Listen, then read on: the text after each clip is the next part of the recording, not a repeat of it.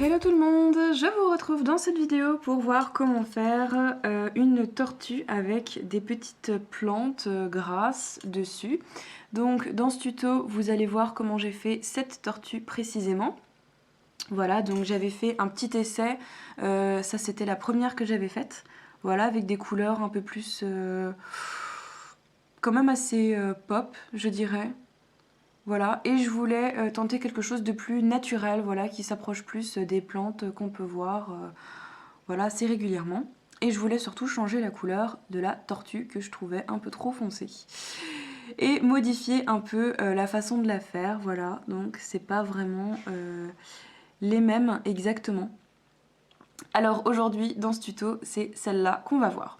Alors, au niveau des pâtes, j'ai utilisé du granit en Fimo. Voilà, je vais lui mettre là. Le granit en Fimo. J'ai aussi utilisé du blanc nacré en Fimo Effect. Donc c'est un blanc, pas pailleté, vraiment un blanc nacré. Et j'ai mélangé ces deux pâtes pour obtenir donc la couleur de la tortue. Je sais pas si on va bien voir, mais c'est vraiment les paillettes de la couleur granit avec l'effet nacré un peu irisé comme ça du blanc. Et du coup, ça rend super bien, ça a de magnifiques reflets. Ensuite, pour les couleurs des plantes, déjà pour les petits cailloux, voilà que j'ai mis entre les plantes, c'est tout simplement la pâte granit, voilà, sans mélange de couleurs, juste la pâte brute. Pour les plantes, j'ai utilisé le vert olive en Fimo, mélangé au vert menthe, voilà, en Fimo aussi. C'est que des pâtes Fimo d'ailleurs aujourd'hui. J'ai mélangé ces deux couleurs pour atténuer un peu le vert olive, voilà, qui était un peu trop olive à mon goût. Et donc je l'ai atténué, mais vraiment légèrement. Et pour l'autre fleur, j'ai utilisé le rose antique. Voilà, donc ça, ce sont pour les deux fleurs, les deux couleurs de fleurs qu'il y a sur le dessus. Ensuite, pour les autres petits bourgeons, voilà, qui sont sur le contour, j'ai utilisé du rose quartz et du bleu quartz. Je cherchais vraiment cet effet un peu cristal, voilà, puisque ce sont deux couleurs qui vont devenir un peu translucides en cuisson. Et c'était l'effet que je recherchais. Je vais aussi utiliser du noir pour faire les deux yeux. Voilà. Alors, au niveau des pâtes, j'ai fait le tour. Au niveau de la fabrication de la tortue, il va juste falloir former vraiment la tortue. Après, pour les fleurs, il va falloir faire plein de petites boules et travailler ces petites boules. C'est long, ça prend du temps, c'est vraiment modeler chaque petite boule une à une. C'est le plus long et le plus délicat, voilà, de ce tuto-là. Mais sinon, vous pouvez largement refaire toutes ces petites fleurs chez vous, c'est vraiment assez simple. Pour le matériel, je vais utiliser un petit carré de carrelage pour poser la création, le scalpel, la lame, pinceau en silicone pour pouvoir retravailler la création. Je peux aussi m'aider de l'aiguille, ou vous pouvez aussi vous aider de l'aiguille pour pouvoir replacer les petites boules qui vont tomber d'un côté ou de l'autre. Le dotting tool aussi pourra vous aider pour replacer chaque chose à sa place. Je vais utiliser également de la peinture. Donc sur celle-ci, j'avais mis un peu de pastel sec. Donc si vous voulez, vous pouvez mettre du pastel sec. Voilà, donc vraiment sur chaque bout de pétale. Voilà, donc j'avais utilisé un pastel sec rouge sur cette première version. Et sur celle-ci, vous le verrez dans la vidéo, j'ai mis de la peinture donc sur les roses. J'en ai mis avant cuisson parce que si vous avez suivi mes vidéos, vous avez vu que cette peinture-là change de couleur en cuisson et après cuisson, elle est juste dorée en fait. Il n'y a plus du tout ce côté rose. Donc je voulais que sur les pétales roses, il y ait juste du doré. Donc j'ai fait exprès de les mettre avant cuisson.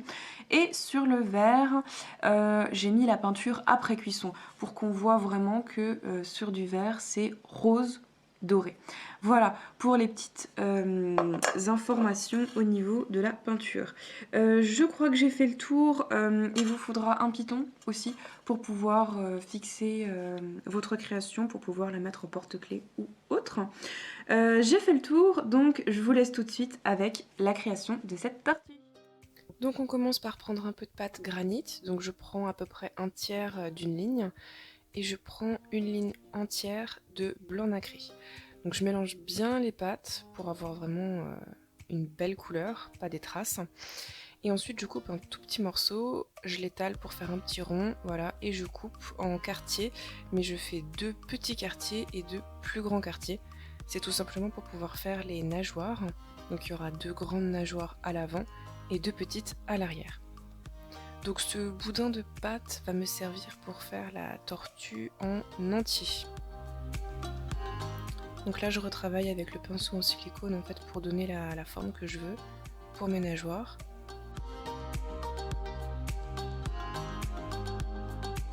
Une fois que c'est fait, on reprend encore un petit peu de pâte et je viens former la tête. Donc pour ça, je fais une forme un peu allongée avec un petit bout de pâte qui dépasse pour faire en fait le cou.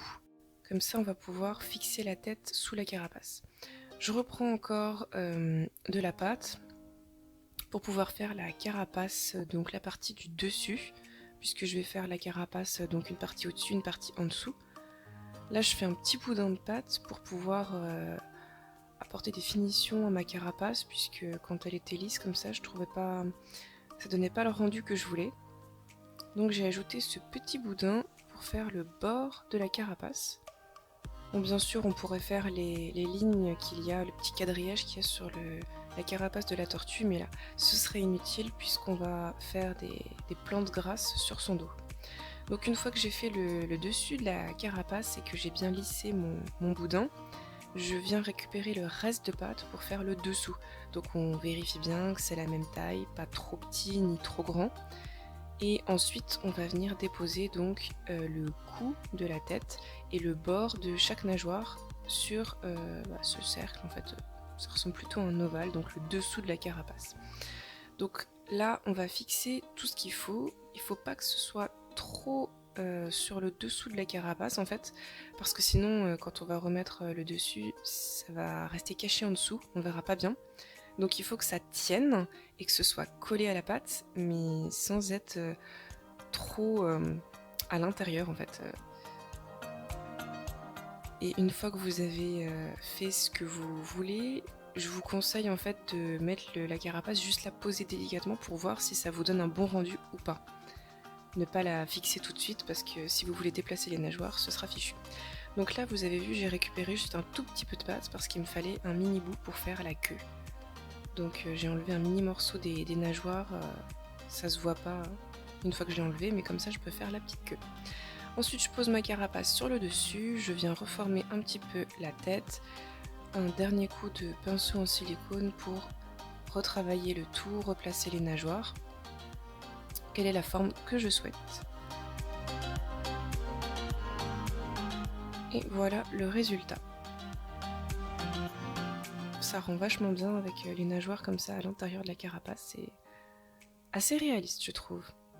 Ensuite on passe aux fleurs, donc je prends 2 petits morceaux de mes pâtes vertes en fait, et je vais faire un long boudin et faire plein de petits ronds. Donc ces ronds, je vais faire des boules et je vais écraser chaque boule.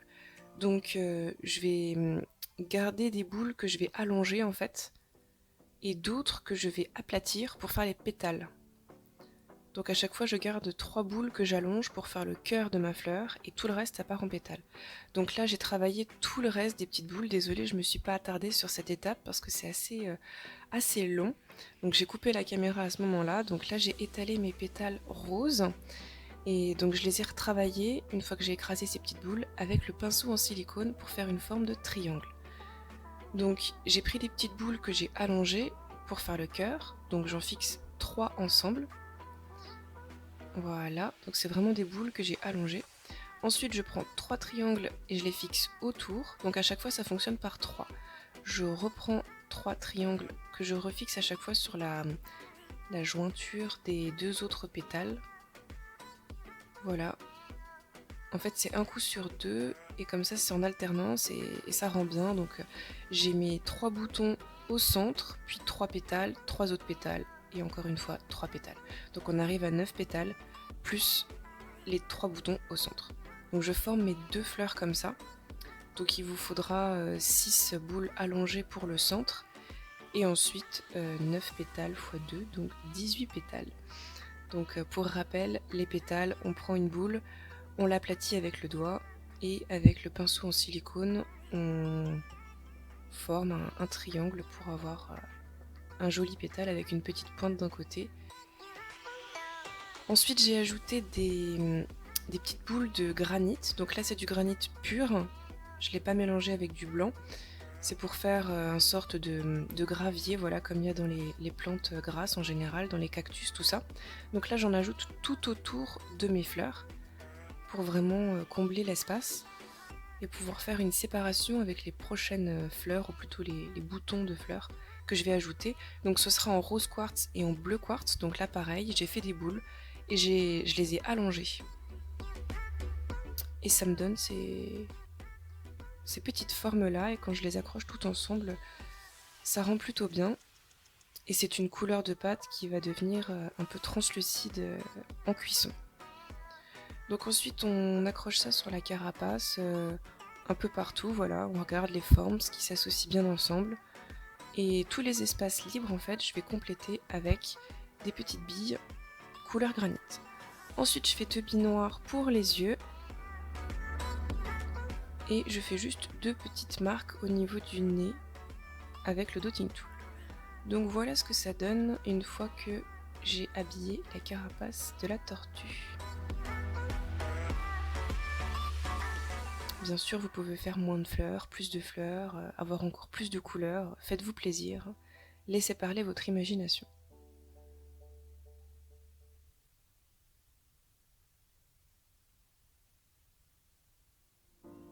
Une fois que c'est fait, on place le petit python. On fait attention parce que quand on va le pousser, ça va ratatiner la tête de notre tortue, ce qui serait dommage.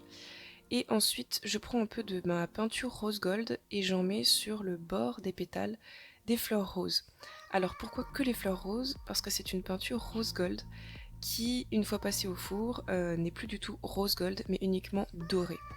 Donc comme mes fleurs sont déjà roses, je m'en fichais un peu que le rose de la peinture parte en cuisson, puisque la pâte est déjà rose en dessous, donc si je garde que l'effet doré, ça me va très bien.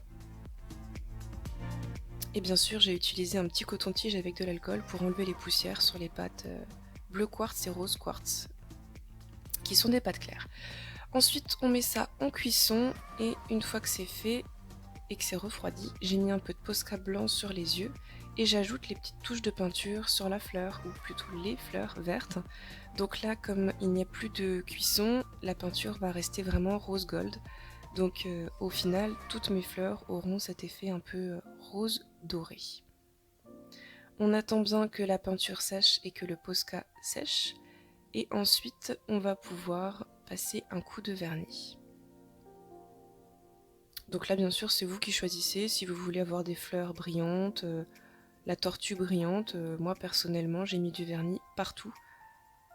Et je trouve que le rendu est plutôt sympathique. Et puis, on voit bien la différence entre la tortue qui est un mélange de granit et de blanc nacré, et les petites billes qui sont uniquement en granit. La différence de couleur avec la cuisson est vraiment flagrante.